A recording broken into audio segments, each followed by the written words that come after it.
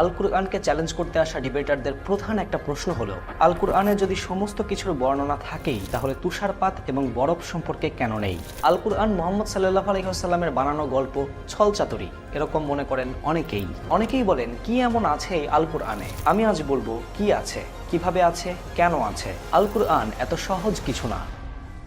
আমার জীবনের সবচেয়ে কঠিন এবং চ্যালেঞ্জিং ভিডিও বানাচ্ছি আজ। আমি একজন সামান্য মানুষ, খুব বেশি কিছু জানি না।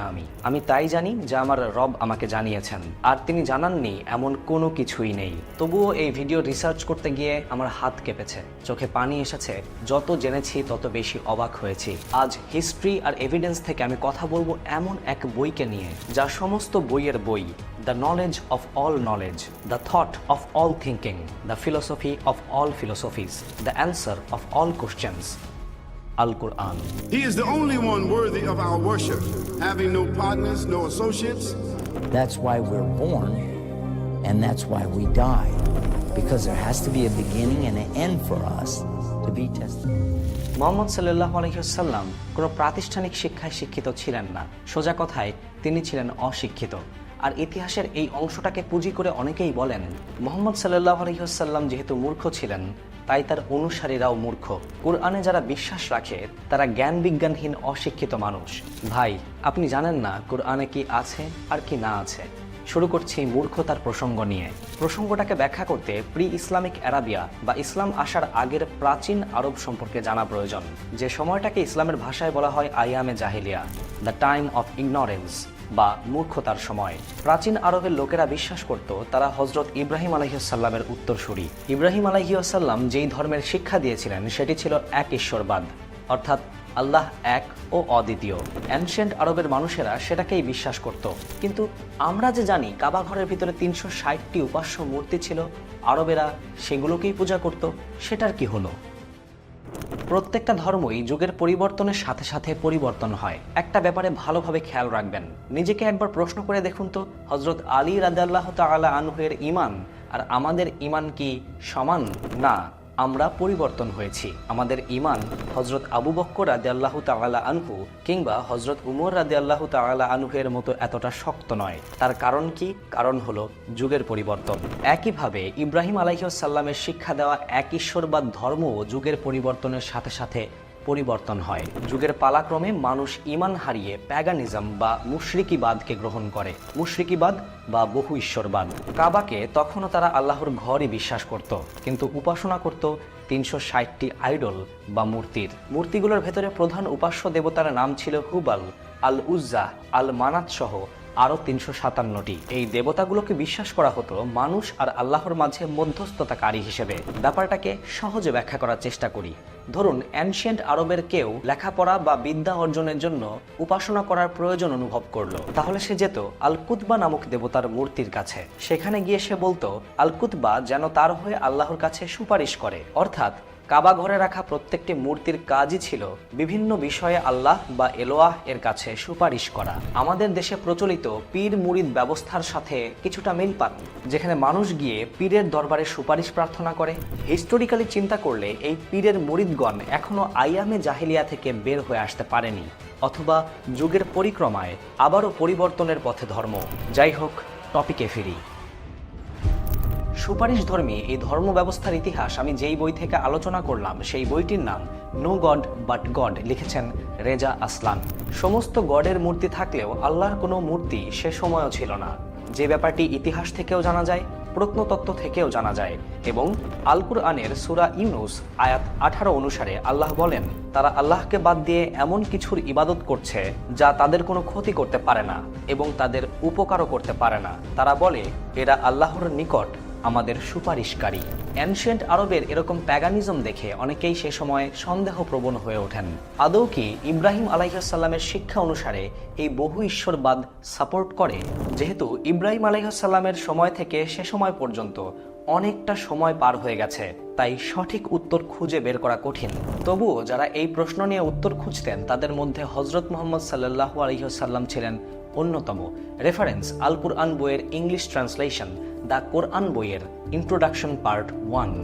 এই ঈশ্বরবাদের উত্তর খুঁজতে মুহাম্মদ সাল্লাল্লাহু আলাইহি ওয়াসাল্লাম একাকী সময় পার করতেন মাউন্ট হিরা বা হেরা পাহাড়ের এক গুহায়। প্রত্যেক বছর রমজান মাসে তিনি এই সময় পার করতেন, আর এখান থেকেই আমাদের আসল ভিডিও শুরু। একদিন ধ্যানরত অবস্থায় তিনি শুনতে পান একটি ভয়েস, রিড, পড়ো। মুহাম্মদ সাল্লাল্লাহু আলাইহি ওয়াসাল্লাম বললেন, আই ক্যান নট রিড, আমি পড়তে জানি না। ভয়েসটি আবার বলল, পড়ো। মুহাম্মদ সাল্লাল্লাহু আলাইহি ওয়াসাল্লাম বললেন, আমি পড়তে জানি না। ভয়েসটি তৃতীয়বার বলল, পড়ো। মুহাম্মদ সাল্লাল্লাহু আলাইহি ওয়াসাল্লাম বললেন, হোয়াট ক্যান আই রিড, আমি কি পড়তে পারি? ভয়েসটি বলল, ইকরা বিসমি রাব্বিকাল্লাযী খালাক, পড়ো তোমার প্রভুর নামে যিনি তোমাকে সৃষ্টি করেছেন। আল কুরআনে নাজিল হওয়া প্রথম আয়াতের প্রথম শব্দটি যেখানে বলছে ইকরা, পড়ো, রিড, আল কুরআনে নাজিল হওয়া প্রথম আয়াতটি যেখানে বলছে জ্ঞান অর্জন করতে, বিদ্যা অর্জন করতে, শিখতে, জানতে, পড়তে, সেখানে এই গ্রন্থে বিশ্বাসকারীরা মূর্খ কিভাবে হবে? আল কুরআনে নাজিল হওয়া প্রথম সূরাটি যেখানে বলছে আল্লাহ মানুষকে কলমের সাহায্যে শিক্ষা দিয়েছেন যা সে জানতো না, সেখানে আল কুরআন কিভাবে মিথ্যা হবে? মানুষের চিন্তাশীল মস্তিষ্কের প্রথম প্রশ্ন, হাউ আই অ্যাম হিয়ার, আমি এই পৃথিবীতে কিভাবে আসলাম, কি আমার পরিচয়? আল কুরআনের নাজিল হওয়া দ্বিতীয় আয়াত এর উত্তর খুঁজে দেয়। খলাকাল ইনসানা মিন আলাক, আল্লাহ সৃষ্টি করেছেন মানুষকে জমাট রক্ত থেকে। আব্রাহামিক ধর্মের পরিবর্তন নিয়ে আল্লাহ বলেন আয়াত নাম্বার 6, নিশ্চয়ই মানুষ সীমা লঙ্ঘন করে। যেই কুরআন শুরু হচ্ছে ইকরা দিয়ে, বলা হচ্ছে পড়ো, জ্ঞান অর্জন করো, সেই কুরআনে কি কি জ্ঞান আছে কিভাবে মানুষ তৈরি হলো। সূরা আত-তোহা আয়াত 55, মাটি থেকেই আমি তোমাদেরকে সৃষ্টি করেছি। কিভাবে মানুষের জন্ম হয়? সূরা হজ আয়াত 5, আমি তোমাদেরকে মৃত্তিকা থেকে সৃষ্টি করেছি, এরপর বীর্য থেকে, এরপর জমাট রক্ত থেকে, এরপর পূর্ণাকৃতি বিশিষ্ট ও অপূর্ণাকৃতি বিশিষ্ট মাংসপিণ্ড থেকে। আল কুরআনে আছে কিভাবে প্রাণী জগতের সৃষ্টি হলো। সূরা আল আম্বিয়া আয়াত 30, প্রাণবান সবকিছুকে সৃষ্টি করলাম পানি থেকে। আল কুরআনে আছে পৃথিবীতে পানি কোথা থেকে এলো। সূরা আল মুমিনুন আয়াত 18, we sent down water from heaven in proper quantity, আল্লাহ আসমান থেকে পানি পাঠিয়েছেন। আমরা পরবর্তীতে জেনেছি পানি এসেছে উল্কা আর মিটিয়রসের সাথে, যা আর কোনো গ্রহতেই যায়নি। কুরআনে আছে পৃথিবীর শুরু, পৃথিবীর শেষ।